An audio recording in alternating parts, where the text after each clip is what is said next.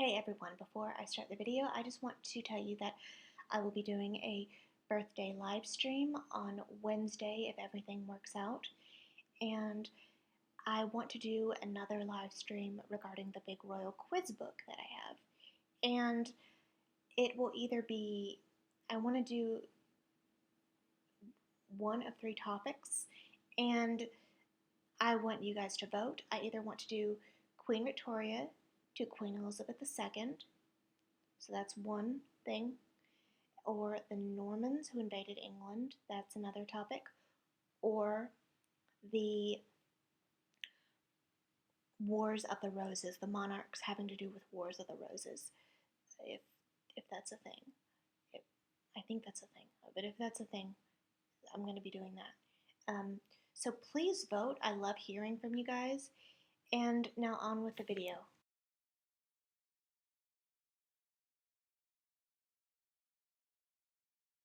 Hello everyone, today I'm going to be reviewing the book The Passionate Tudor by Alison Weir, and this is Alison Weir's latest novel, and it is about Mary I of England.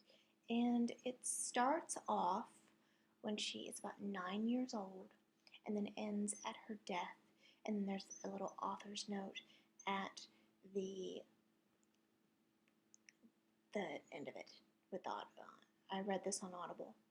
And at first, you feel sympathetic to Mary and the collapse of her parents' marriage and how she hated Anne Boleyn, but she really thought her sister Elizabeth was innocent when she was younger, so she had no ill will towards her, and she loved her other sibling, Edward, when they were younger.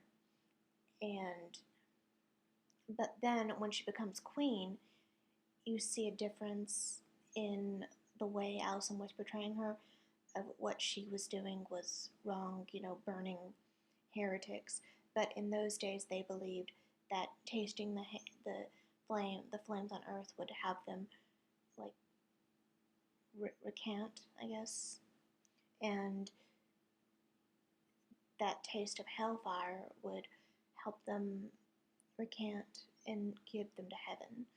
But there was just crazy stories about so many people being burned alive, and I really liked the author's note in this book because it demonstrates where she got the feeling how Mary would have felt during the collapse of her marriage, because Alison Weir states that her parents' marriage also collapsed, and the reason was another woman in Alison Weir's case. So she had a lot of love for her mother, who was really kind, and then she had a lot of animosity towards her father, who didn't protect her from all that, and she felt she hated the other woman in her father's life, just like Mary hated Anne Boleyn. And I was kind of surprised when I first found out that Alison Weir was writing a book about Mary I. I kind of thought she was going to go backwards and talk about maybe the Margaret Beaufort, who was the matriarch of the Tudors, but she went with Mary I, and I thought it was well done. I think it does drag on. It's about 19 hours on Audible, and it does kind of drag on a bit more than I think it should. But overall, I think this is a good book, and if you are into this time period, I'd recommend this book. And if you're into this time period and Alison Weir in general, I think you've probably already bought this book, or maybe you pre-ordered it. I had it. I didn't pre-order it, but I had it on my wish list on Audible, and then I ended up getting it when I had an extra credit.